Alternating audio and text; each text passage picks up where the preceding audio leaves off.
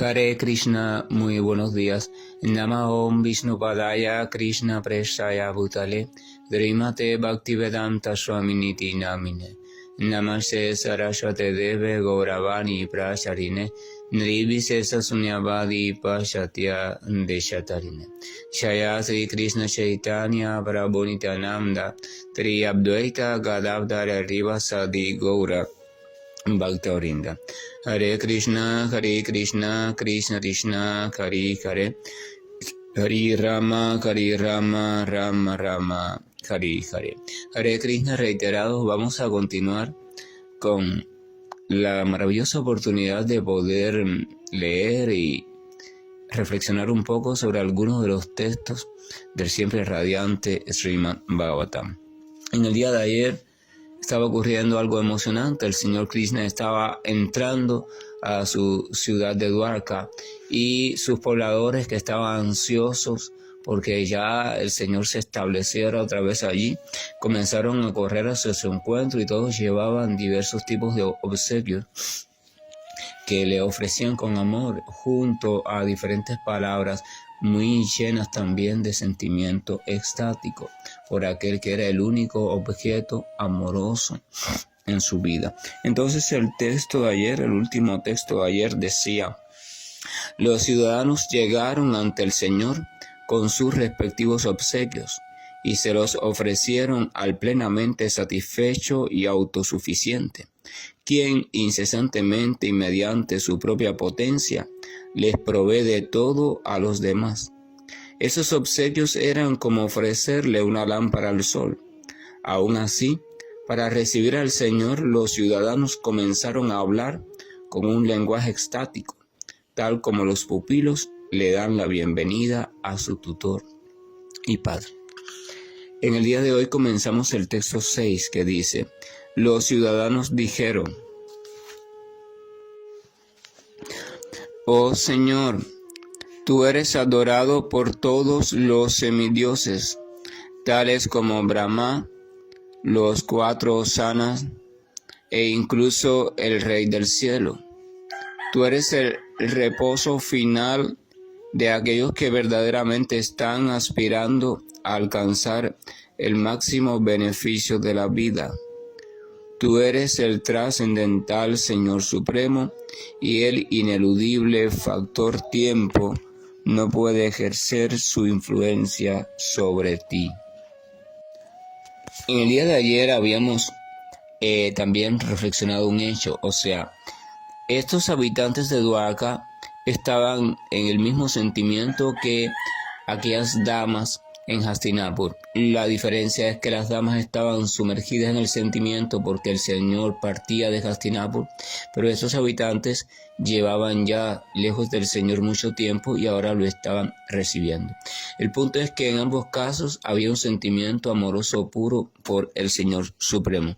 Esto quiere decir que las palabras que van a salir de ambos protagonistas, las damas de Hastinapur y estos habitantes de Dwarka, son muestras de ese sentimiento amoroso puro. Por tanto, tienen la misma connotación, la misma pureza y ejerce el mismo beneficio sobre nuestro corazón y mente si es que nos abrimos a ellas.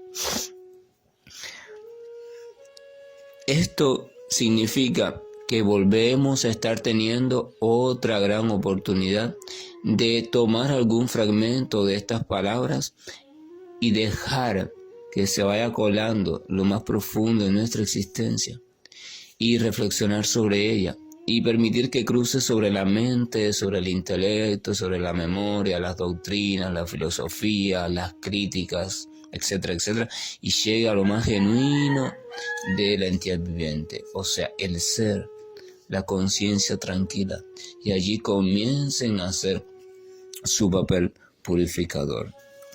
Entonces esos ciudadanos vemos que dicen lo siguiente: oh Señor, tú eres adorado por todos los semidioses, tales como Brahma, los 4 Shanas e incluso el Rey del Cielo.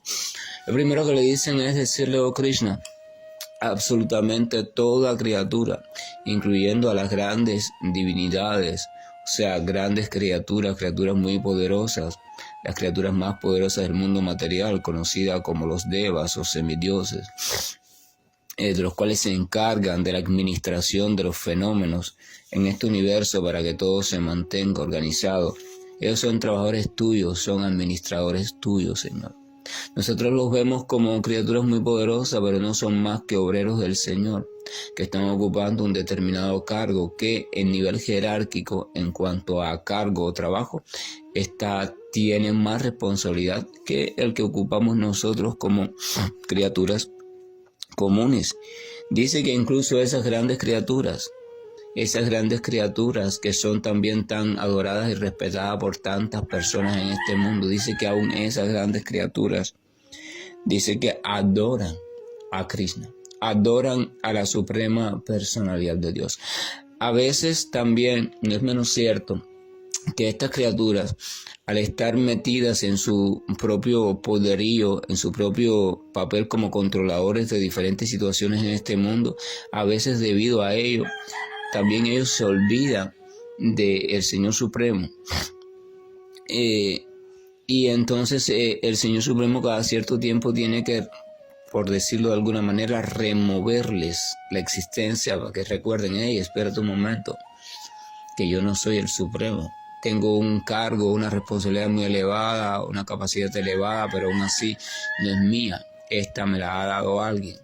Y si puedo ejercer este cargo es debido a la misericordia de alguien. Entonces tienen que volver a recordar al Señor Supremo. Entonces ellos están diciendo: a ti, Señor, a ti todos te adoran, incluso las más grandes personalidades de los planos más elevados en este universo material. Y entonces mencionas algunas, o sea, Brahma.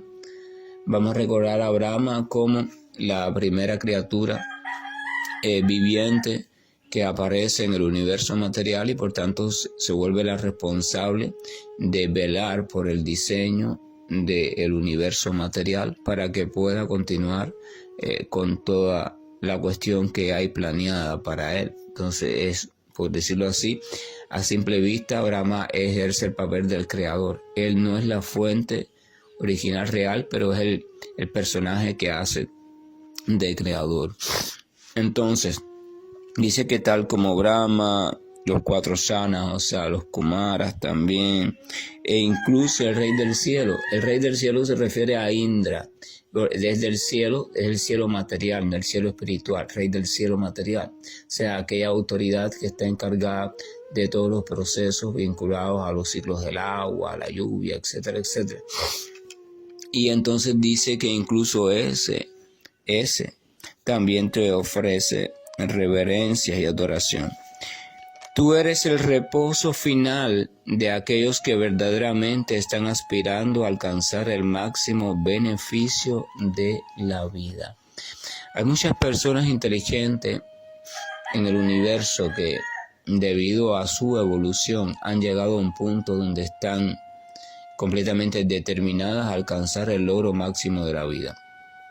Porque ellas han descubierto por diferentes vías, o por el estudio filosófico profundo, o por la meditación concentrada allí a la manera del yoga místico, o por el servicio desinteresado a la manera del karma yoga. El problema es que ellos han llegado por una forma u otra a la conclusión de que la máxima perfección de la vida está en uno, liberarse de la asociación esclavizante que tiene con la materia y su vínculo a ella, comprenderse como criatura espiritual, después comprenderse como parte integral del Señor, y entonces entregarse a vivir así, entregarse a su posición original como parte del Señor. Y entonces cuando llegan a esa conclusión, entonces evidentemente el Señor emerge allí como el único objetivo, como el único centro. Entonces el Señor se convierte en el único refugio, en la única meta deseable para esa criatura. Para algunos el fundirse en Él, o sea, hacerse uno con Él. Y para otros, como en el caso de los devotos personalistas, o sea, los que consideran o tienen una concepción personal de la existencia del Señor, estar eternamente y de manera consciente y amorosa a su servicio. O sea, estar teniendo constantemente un intercambio amoroso de servicio devocional puro con el Señor Supremo. Entonces continúa diciendo: tú eres el trascendental Señor Supremo y el ineludible factor tiempo no puede ejercer su influencia sobre ti. Hemos dicho que en este mundo material todo está condicionado por el tiempo, porque el tiempo es una expresión del propio Señor. El Señor Bhagavad Gita dice: yo soy Kala, o sea, yo soy el tiempo eterno. O sea, el Señor manifiesta su poder, manifiesta su actuación a través de varias maneras, y una de ellas es el tiempo. El tiempo lo controla todo, el tiempo lo dirige todo, y todo lo que sucede en este mundo sucede dentro del tiempo y en el tiempo. No hay nada que pueda en el mundo material permanecer al paso del tiempo. Nada, absolutamente nada. No tiene la capacidad esa, la materia, de permanecer en el paso del tiempo, porque el Señor es el tiempo. Entonces, por la combinación del Señor en la forma de tiempo y la energía material, por esa combinación es que todo va sucediendo, y de acuerdo también a la programación o tendencia específica conocida como modalidad de la o modalidades de la naturaleza material, o sea, ignorancia, pasión y bondad. Y allí está. Ese es el núcleo de todo lo que llamamos funcionamiento universal, incluyendo el del cuerpo, la mente, la sociedad, todo. No es más que una recombinación de estas cuestiones que va dando diferentes ciertos y determinados subproductos, y entonces de ahí viene la variedad material. Pero dice que el Señor, vamos a recordar que ellos se están dirigiendo a Krishna, que está allí presente frente a ellos, entrando en un carruaje, y a la vista de la mayoría es una persona más, o sea, es un señor asumido de una forma material. Ese es el pensamiento de la mayoría. Pero este dato que ellos mencionan aquí al final, que mencionan que el ineludible factor tiempo no puede ejercer su influencia sobre ti, ese dato nos informa que Krishna, ese que parece un ser común, está libre totalmente y absolutamente del tiempo. Esto incluye libre también del momento de disolución final. Cuando la disolución o la destrucción del universo creado llega y su fin se muestra, cuando ya no queda nada más que oscuridad, entonces aún así el Señor sigue permaneciendo. O sea, no le afecta. Ningún proceso afecta a la suprema personalidad de Dios. Ningún proceso afecta a Krishna. Entonces eso significa que ese Krishna que está allí realmente no es material. Es absolutamente espiritual y 100% espiritual. Ninguna criatura de las que se encuentran en el plano de conciencia material, por muy elevado que esté en su posición, ninguna de ellas, ni siquiera Brahma, aquel que ejerce como creador, se salva de la devastación. O sea, todos son afectados en el momento de la devastación. Y por supuesto, todo va a depender del estado en que estén cuando esa devastación ocurra.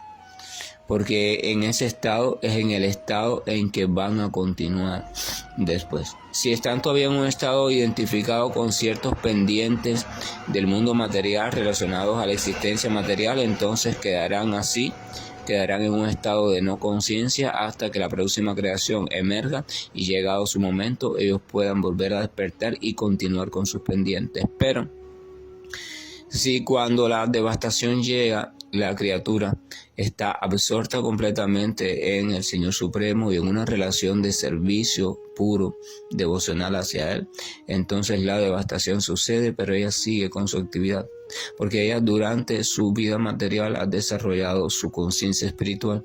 Por tanto, aunque la conciencia material no reciba ya estímulos, la espiritual siempre recibe estímulo, porque el mundo espiritual es eterno, a diferencia del mundo material.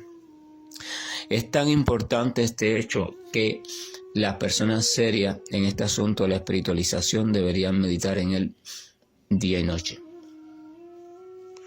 Cuán importante es el estado en el que yo me encuentre cuando la devastación llegue. La devastación va a llegar.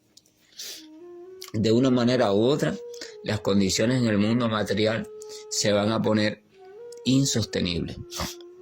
No importa el culpable. La acción de los seres humanos, la media avaricia, la incredulidad, lo que sea, El problema es que incluso todos esos ingredientes también son permitidos por el propio Señor. El Señor va permitiendo que eso vaya sucediendo. Y entonces todos esos ingredientes van a ir llegando a un punto, que es lo que únicamente importa. El punto es la insostenibilidad del mundo material, del plano de existencia material en ninguno de sus niveles.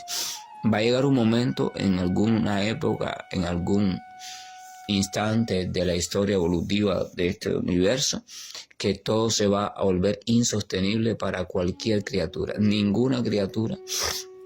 Primero una dejarán de estar, después otra, así, hasta que incluso las más resistentes, ya ni siquiera esas puedan permanecer manifestándose en forma material. Y entonces van a perder toda manifestación, y al perder eso, entonces perderán también sus mecanismos fisiológicos de conciencia. La conciencia es una potencia o capacidad del alma espiritual, y como potencia o capacidad es eterna. Ahora bien, cuando el alma espiritual está identificada con un cuerpo material o una maquinaria, para que la conciencia empiece a expresarse allí, en esa maquinaria tiene que haber algún andamiaje, tiene que haber algún mecanismo que forme parte integral de ella, que haga el papel de simulación de conciencia. Lo que vemos en el cuerpo material manifestándose es una simulación de la conciencia. Realmente la conciencia no se puede manifestar directamente en este mundo, solamente en el mundo espiritual. Entonces esta simulación de conciencia, en el caso de este cuerpo material humano, por ejemplo, tiene su sede en lo que conocemos como cerebro. Si usted, las personas comunes, recibe un golpe en la cabeza, es probable que se desmaye, y cuando despierte puede que hayan pasado horas o incluso meses si el golpe fue grave, y para ella haya pasado un segundo. ¿Por qué? Porque durante todo ese tiempo ellas no tuvieron conciencia del cuerpo material ni de su existencia material. ¿Por qué? Porque hubo una conmoción cerebral. Eso quiere decir que esa conciencia que uno está manifestando a nivel material, como conciencia del cuerpo, etcétera, etcétera, en sí no es la conciencia pura. Es simplemente una imitación de conciencia, y que está sujeta a un mecanismo o a determinadas piezas ensambladas, en este caso cerebro, sistema nervioso, etcétera, etcétera. Es complejo. Entonces, esto quiere decir que cuando las condiciones de vida ya no son propicias y ya esta maquinaria no puede seguir existiendo, entonces la criatura ya no tiene cómo ser consciente. Porque la supuesta conciencia que ella tenía no era real conciencia, era el resultado de unas pequeñas piececitas muy bien ensambladas que estaban funcionando de modo muy complejo. Cuando esa piececita o ese complejo mecanismo sufre una ruptura irreparable, entonces ya la famosa conciencia deja de estar. Y como la verdadera conciencia no ha sido desarrollada, entonces, como se dice en Cuba, apagón. Se corta la electricidad, todo queda a oscuras, y eso se llama ignorancia total, sueño total, y en ese estado queda sumergida la criatura hasta que haya de nuevo un momento específico. O sea, ocurre la disolución progresivamente, después viene un periodo de oscuridad total, después vuelve de nuevo el proceso creativo, y en todo esto se van miles y millones de años contados desde nuestro universo, o sea, solares. Y ya llega un momento, entonces, cuando llega un momento específico, que las condiciones están listas para que la especie específica de ella vuelva a poder existir, entonces esa criatura se va volviendo a activar y va buscando o siendo colocada dentro de otra nueva maquinaria material. Si uno de verdad se pusiera a analizar ese ciclo, viera qué trágico es. Es muy trágico. Pero ¿por qué no nos interesa mucho? Porque en verdad no creemos que sea así. En el fondo no creemos que sea así. Sí, lo sabemos en teoría, ay, qué bonito, mira, ay, qué difícil, pero si nosotros hiciéramos ejercicios reflexivos de imaginarnos ese proceso y nos los imagináramos en serio, entonces nosotros diríamos, wow, qué tragedia, y querríamos a toda costa escapar de ella. Y querríamos a toda costa acceder hacia aquella posibilidad donde ya no se vive ese dormir y despertar, sino que siempre se está en un despertar gozoso, o sea, en la vida espiritual. Entonces, de verdad pondríamos todo nuestro empeño en ella. Por ejemplo, a veces hay un ejercicio de visualización que es para uno relacionarse con la muerte, donde después de entrenar a la persona en relajación, progresivamente después con el tiempo, se le va entrenando en que se imagine que está muerta, en que se vea a ella misma muerta. Allí hay los ritos funerales, las personas llorando, ella rígida, fría, inmóvil, no se puede mover, todo se ha terminado. Su casa, su familia, su dinero, su fama, su esto, su aquello, el cuerpo está...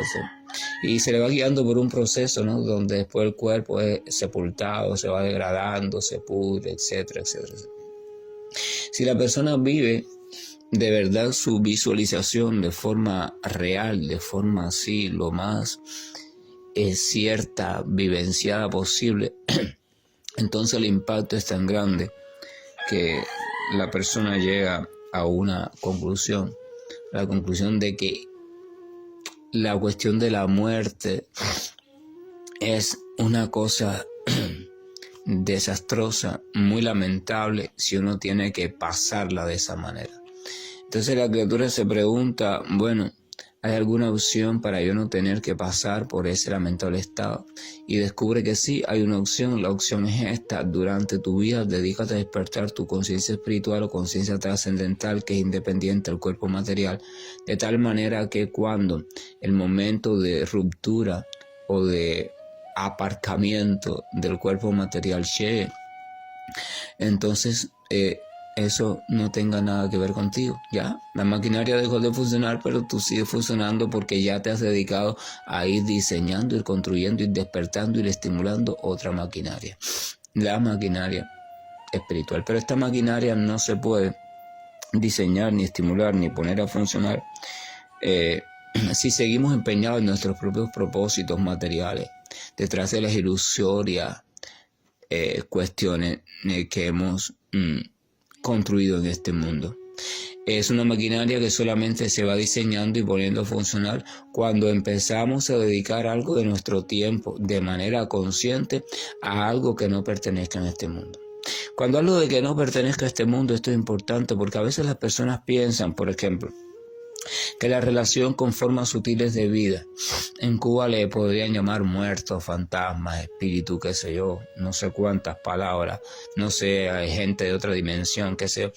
La relación con esas formas de vida, eso es un ejercicio espiritual, no es un ejercicio espiritual.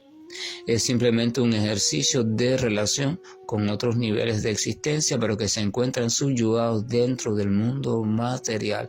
Quizá te pueda ayudar o nos puede ayudar a un poco ejercitar y crear un cuerpo que sea específico y apropiado para esa cierta dimensión o ese cierto plano de conciencia. O sea, usted estará garantizando que cuando la muerte llegue, usted pueda entonces tener allí un espacio reservado para usted.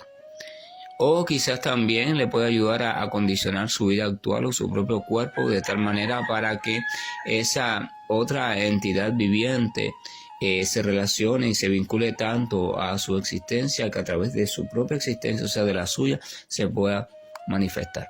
Pero en ninguno de los dos casos significa apertura espiritual trascendental. O sea, no hay forma, no hay manera. Entonces, más tarde o más temprano, aunque usted cultive ese tipo de cuerpo, que ese tipo de planos de conciencia más o menos elevados, que son ilimitados, debe saberse eso, más tarde o más temprano, en los momentos de disolución completa del universo, ni siquiera esos planos van a escapar y ni siquiera esas criaturas. El plano trascendental o el plano espiritual de conciencia de Krishna, conciencia de Dios, está poblado de criaturas variadas, pero todas ellas tienen algo en común. Primero, están completamente cubiertas o llenas o desbordadas de amor puro por Dios. Y segundo, no hay en ella el más mínimo vestigio de atracción ni relación con nada, absolutamente nada que pertenezca al plano de existencia material, ni siquiera de los más elevados. Eso es un detalle a tener en cuenta, y a menos que se cultive ese tipo de cuerpo, ese tipo de vida, entonces no hay modo de escapar al momento de la muerte y de escapar al momento de ser colocado de nuevo en otro tipo de existencia para continuar con quién sabe qué cantidad de sucesos que siempre van a traer su cuota de sufrimiento en este u otro mundo material. Eso es solo para reflexionar. Que la gracia y el amor de nuestro Señor nos acompañe y nos permita ser serios en esta reflexión, porque a veces no somos lo suficientemente serios y queremos lidiar con Dios, pero queremos hacerlo sin mucho compromiso. Y eso realmente es una pérdida de tiempo. Hare Krishna, buen día, y estoy finalizando la llamada. Krishna, Krishna, Hare Hare, Hare Rama, Rama Rama, Hare Hare. Hare Krishna, Krishna Krishna, Hare Hare, Hare Rama, Rama Rama, Hare Hare. Hare Krishna, Krishna Krishna, Hare Hare, Hare Rama, Rama Rama, Hare Hare.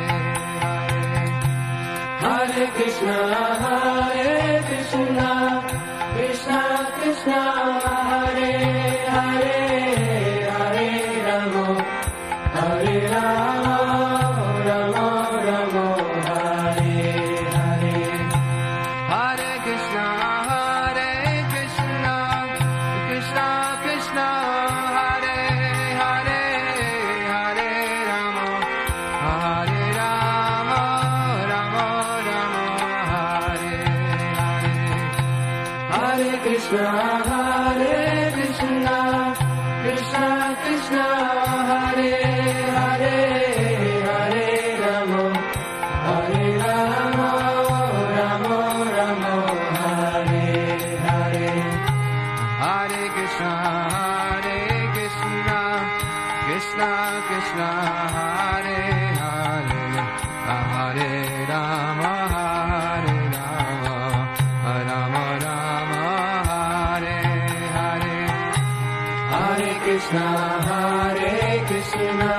Krishna Krishna, Hare Hare, Hare Rama, Rama Rama, Hare Hare. Hare Krishna, Krishna Krishna, Hare Hare, Hare Rama, Rama Rama, Hare Hare. Hare Krishna, Krishna Krishna, Hare Hare, Hare Rama, Rama Rama, Hare Hare. Hare Krishna, Krishna Krishna, Hare Hare, Hare Rama, Rama Rama, Hare Hare. Hare Krishna, Krishna Krishna, Hare Hare, Hare